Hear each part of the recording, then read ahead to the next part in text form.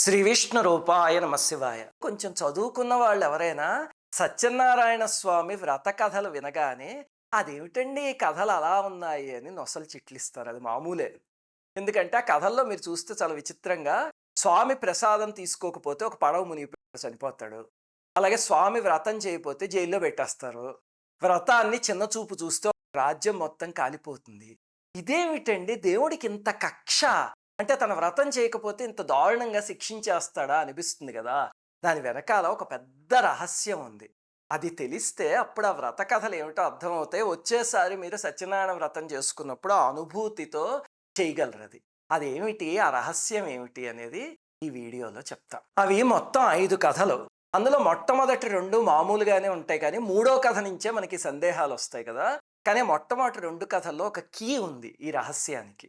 అందుకని అవి కూడా ఒకసారి చెప్పేసుకుని అప్పుడు మూడో కథకి వెళ్దాం. సరే, మొట్టమొదటి కథ ఏమిటి అంటే, భూలోకంలో అందరూ సమస్తమైన కష్టాలతో బాధపడుతూ ఉంటే అది చూసి జాలి కలిగి నారదుడు వైకుంఠానికి వెళ్తాడు. వెళ్ళి స్వామిని, స్వామి వీళ్ళందరూ ఇంత కష్టపడుతున్నారు భూమి మీద, వాళ్ళ కష్టాలన్నీ తీరడానికి ఏమైనా మార్గం చెప్పండి అంటే, స్వామి వ్రతమస్తి మహాపుణ్యం స్వర్గమర్త్యేషు దుర్లభం అని చెప్పి వ్రతాన్ని చెప్పారంటే, నేను ఇప్పుడు వ్రతం చెప్తున్నాను, అది చెయ్యడం అనేది దుర్లభమైన పని అని చెప్పారు. ఇక్కడ మనకి అర్థం కాదు ఏమిటి ఇందులో దుర్లభం. సత్యనారాయణ వ్రతం అంటే వక్కలు తెచ్చుకోవడం, ఆకులు పళ్ళు పువ్వులు అవన్నీ తెచ్చుకుని ఒక పీట వేసి దాని మీద కలశం పెట్టి చేసుకోవడం. ఇందులో దుర్లభం ఏముందండి అసలు ఆలోచించండి. ఎందుకు చెప్పాడు స్వామి అలాగా అంటే, ఈ పదాన్ని గుర్తుపెట్టుకొని చెప్తా. ఇదే ఈ వ్రతంలో ఉన్న సీక్రెట్. సరే, ఇప్పుడు రెండో కథ ఏమిటి అంటే, ఒక పేద బ్రాహ్మణుడు పాపం తన ధర్మాన్ని అవలంబిస్తున్నా సరే పేదరికంతో అల్లాడిపోతూ బాధపడుతూ ఉంటే అప్పుడు స్వామి ఒక వృద్ధుడి రూపంలో వచ్చి వ్రత విధానం మొత్తం బ్రాహ్మణుడికి చెప్పాడు. చెప్తే ఆ బ్రాహ్మణుడు వ్రతం చేసుకుంటూ ఉంటే ఒక కట్టెలు అమ్ముకునే అతను కూడా వచ్చి ఆ వ్రతంలో కూర్చున్నాడు. ఆ తరువాత ఆ వ్రత విధానం అంతా అతనికి చెప్తే కట్టెలు అమ్ముకునే ఆయన కూడా ఇంటికి వెళ్ళి వ్రతం చేసుకున్నాడు. తర్వాత వాళ్ళిద్దరి జీవితాలు చాలా సుఖంగా ఉన్నాయి అని చెప్పి రెండో కథలో చెప్పారు. ఇక్కడ ఏమిటంటే చెప్పదలుచుకున్నది, ఏ కులం వాళ్ళైనా పూజ చేసుకోవచ్చు. బ్రాహ్మణ క్షత్రియ వైశ్య శూద్రులు ఎవరైనా. అలాగే బ్రాహ్మణులు పూజ చేతనైన వాళ్ళు ఎవరుంటారో వాళ్ళు మిగతా వర్ణాల వాళ్ళకి ఆ పూజలని నేర్పించి వాళ్ళ చేత చేయించాలి. ఇదే బ్రాహ్మణుల యొక్క కర్తవ్యం. దాన్ని చూడండి ఇక్కడ ఎంత చక్కగా చెప్పారో. ఇవి మొట్టమొదటి 2 కథలు. ఇవన్నీ బాగానే ఉన్నాయి. మూడో కథ ఏమిటి అంటే, సాధు అనే ఒక వైశ్యుడు ఉంటాడు. అతని భార్య పేరు లీలావతి. ఇద్దరికి పిల్లలు లేరు. ఒకసారి నది ఒడ్డున ఎవరో సత్యనారాయణ వ్రతం చేస్తుంటే చూసి, నాకు సంతానం కలిగితే ఇది చేస్తాను అని మొక్కుకున్నాడు. కూతురు పుట్టింది, చేయలేదు. భార్య గుర్తు చేస్తే, ఇంకొకసారి చేద్దాంలే అన్నాడు. మనలో చాలామంది మొక్కుల విషయంలో చేసే పని ఇది. మొక్కుకున్నవి గుర్తు కూడా ఉండవు చాలామందికి, అంత నిర్లక్ష్యం. సరే, ఎక్కడైనా రాసుకుందాం అని కూడా స్పృహ ఉండదు. అయితే చేయలే. తర్వాత భార్య గుర్తు చేస్తే, అమ్మాయి పెళ్ళెప్పుడు చేద్దాంలే అన్నాడు. అది కూడా చేయలే. అప్పుడు సత్యనారాయణ స్వామి కోపం వచ్చిందట, నా వ్రతం చేయకుండా తప్పుతారా అని. అప్పుడు మామాళ్ళుళ్ళు రత్నసానుపురం అనే ఊరికి వ్యాపారం కోసం వెళ్ళేసరికి అక్కడ దొంగలు రాజభవనంలోంచి నగలు ఎత్తుకుని వచ్చేసి భటులు తరుగుతూ ఉంటే వీళ్ళ పక్కన పడేసి వెళ్ళిపోయారు. అప్పుడు వీళ్ళని తీసుకువెళ్తే రాజు దగ్గరికి ఆయన విచారణ కూడా చేయకుండానే వీళ్ళని కారాగారంలో వేసి శిక్షించాడు. ఇక్కడ భార్య కూతురు ఉన్నారు కదా, ఆ ఇంట్లో కూడా దొంగలు పడి పాప అన్ని దోచుకుపోయారు. లీలావతికి కూడా విచిత్రమైన రోగం వచ్చింది. అప్పుడు ఆ తల్లి కూతుళ్ళు కలిసి వ్రతం చేసేసరికి అక్కడ రాజుకి స్వామి కలలో కనిపించి, నా భక్తుణ్ణి విడిపించు అని చెప్పారు. వాళ్ళని సత్కరించి రాజు పంపించాడు. ఇది మూడో కథ. అంతేనా? ఇప్పుడు మనం అసలు పాయింట్కి వద్దాం. ఏమిటండి, వ్రతం చెయ్యకపోతే అలా శిక్షించేస్తాడా? వ్రతం చేసేస్తే భార్య కూతురు ఇలా రక్షించేస్తాడా? ఎంత దారుణం అండి అది. ఇదేదో లంచగొండ ఆఫీసర్లా లేదు, లంచం ఇస్తే పని చేస్తాడు, లంచం ఇవ్వకపోతే పని చేయడు అన్నట్టు. ఎంత ఘోరంగా ఉంది ఇది. అంటే దీని వెనకాల ఒక మర్మం ఉంది. అది వింటే ఇది అర్థమవుతుంది. జాగ్రత్తగా వినండి. ఇప్పుడు సత్యనారాయణ స్వామి అంటే ఒక రూపం కాదది. మనం ఏమనుకుంటాం అంటే సత్యనారాయణ స్వామి అంటే విష్ణుమూర్తి అనుకుంటాం. కానీ సత్యనారాయణ స్వామి అంటే అలాంటి రూపం కాదు. అదేమిటి అంటే, ప్రకృతిలో సత్యము, ధర్మము, అహింస ఇలాంటి ప్రిన్సిపల్స్ ఉన్నాయి. చాలా జాగ్రత్తగా వినండి కాన్సెప్ట్.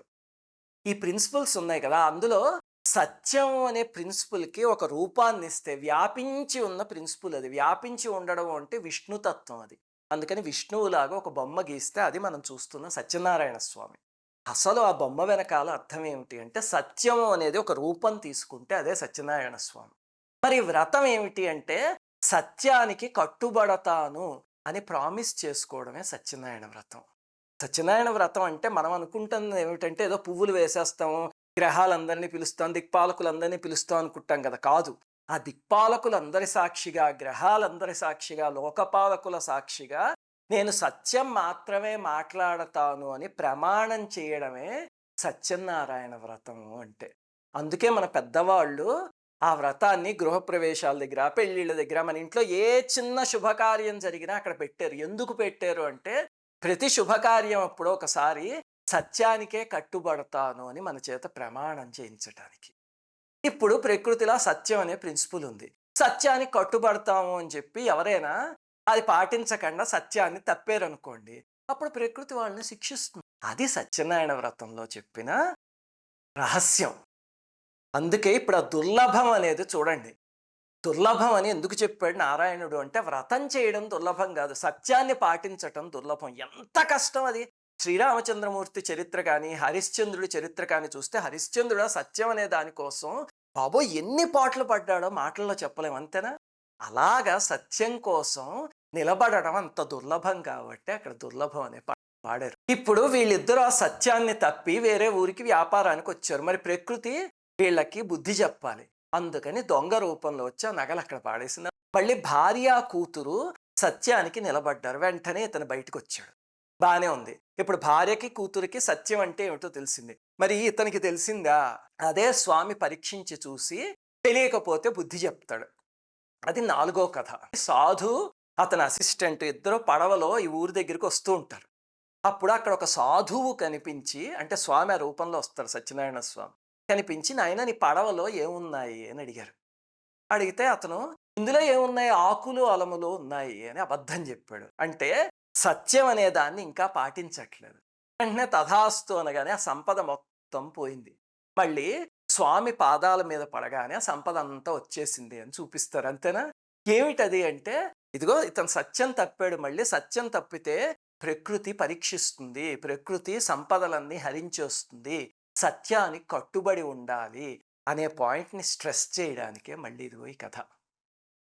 ఇప్పుడు సత్యనారాయణ వ్రతంలో స్ట్రెస్ చేయాల్సిన పాయింట్ ఇదే. ఇక్కడే ఇంకొక 2 మంచి విషయాలు కూడా చెప్పారు తర్వాత కథలో, అవి కూడా తెలిసేసుకుందాం.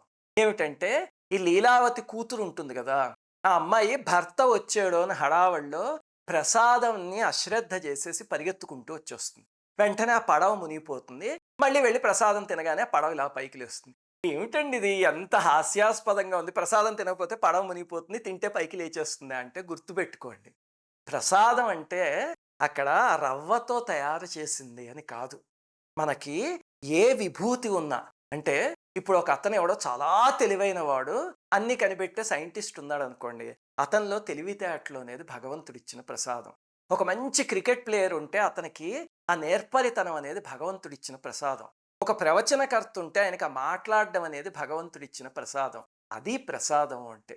మనం ఎప్పుడైనా అది అశ్రద్ధ చేసి భగవంతుడు ఏమిచ్చాడులే అనుకుందాం అనుకోండి, ప్రకృతి వెంటనే దాన్ని కరిగింపజేసేస్తుంది. ఆ అహంకారం ఎప్పుడూ ఉండకూడదు. అందుకే ఆ అమ్మాయి భగవత్ ప్రసాదాన్ని అశ్రద్ధ చేస్తే అలా జరిగింది.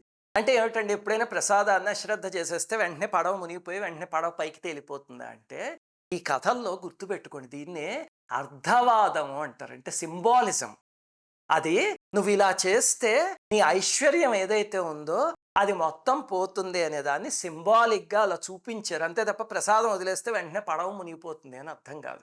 ఇది అర్థవాదం. ఈ అమ్మాయి ప్రసాదాన్ని తృణీకరించలేదు, అశ్రద్ధ చేసింది.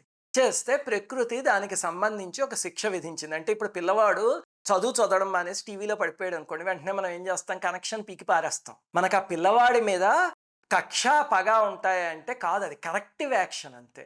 అలాగా ప్రకృతి చేసిన ఒక కరెక్టివ్ యాక్షన్ అది. ఇంకా 5వ కథ చూస్తే కనుక అందులో తుంగధ్వజుడు అనే ఒక రాజు ఉంటాడు. ఆ రాజు ఒకసారి అడవికి వెళ్ళినప్పుడు ఒక గొల్ల పిల్లవాడు తీసుకొచ్చి, మేము సత్యనారాయణ వ్రతం చేసుకుందాం తీసుకోండి అని ప్రసాదం పెడతాడు. పెడితే నేను మహారాజుని, వీళ్ళేమిటి నాకు ప్రసాదం పెట్టేది అని తృణీకరిస్తాడు. ఇందాక కథలో అశ్రద్ధ చేసింది ఆ అమ్మాయి, ఇప్పుడు ఇతను తృణీకరించాడు. ఆలోచించండి, వాళ్ళు పెట్టిన ప్రేమ భక్తి అది ముఖ్యమా, లేకపోతే రాజు అనే స్థాయి ముఖ్యమా? ఎవరిచ్చారు ఈ స్థాయి అంతా? ఇచ్చింది భగవంతుడే కదా. కానీ రాజ్యం ఉందనే అహంకారం. వెంటనే ఆ రాజ్యం మొత్తం పోయింది. ఎవరో ఆక్రమించేసారు. కాలిపోయింది. భార్యాబిడ్డలందరూ అడవుల పాలైపోయారు అని రాసుంది. అదేమిటండి అలా వ్రతాన్ని తృణీకరిస్తే వెంటనే ఇలా జరిగిపోతుందా అంటే, నేను ఇందాక చెప్పినట్టు అర్థవాదము అది గూడా చాలా ష్రింక్ చేసి తొందరగా చూపించే ప్రక్రియ. అంటే ఇప్పుడు సినిమాల్లో చూడండి ఎక్కడో ఓ చిన్న పిల్లాడు ఇంతున్నాడు. వాడు ఇంత పెద్దయిపోవాలి. అయిపోగానే ఒక క్యాలెండరు ఇలాగ డేట్స్ అన్నీ ఫ్లై అవుతున్నట్టు చూపిస్తారు పాత సినిమాల్లో. చూపించి నెక్స్ట్ సీన్‌లో పిల్లవాడు పెద్దయిపోయినట్టు చూపిస్తాడు. అదేమిటంటే ఒక్క నిమిషంలో ఎలా పెద్దవాడైపోతాడు అంటే, వాడు 30 ఏళ్ళు పెరిగితే 30 సంవత్సరాలు సినిమా తీయరు గదా! అలా ఒక నిమిషంలో చూపిస్తారు. అలాగే ఇక్కడ కూడా ఆ రాజు ఈ తప్పు చేశాడు. తర్వాత అన్నీ అలా పోయాయి అన్నవి ష్రింక్ చేసి ఫాస్ట్‌గా చూపించిన ప్రక్రియ అది. తుంగధ్వజుడైనా మనమైనా సరే భగవత్ ప్రసాదాన్ని నిర్లక్ష్యం చేస్తే ఇదే శిక్ష. అది ప్రకృతి చాలా విచిత్రంగా విధిస్తుంది. ఇంతకీ ఈ కథల్లో చెప్పేదేమిటి అంటే సమ్మరీ చెప్పుకోవాలంటే బయట సత్యనారాయణ వ్రతం చేసి చివరికి మనస్సులో సత్యాన్ని అవలంబించటం అనేది నేర్చుకోవాలి. అది అసలైన సత్యనారాయణ వ్రతం. శ్రీమాత్రే. అందరికీ నమస్కారం.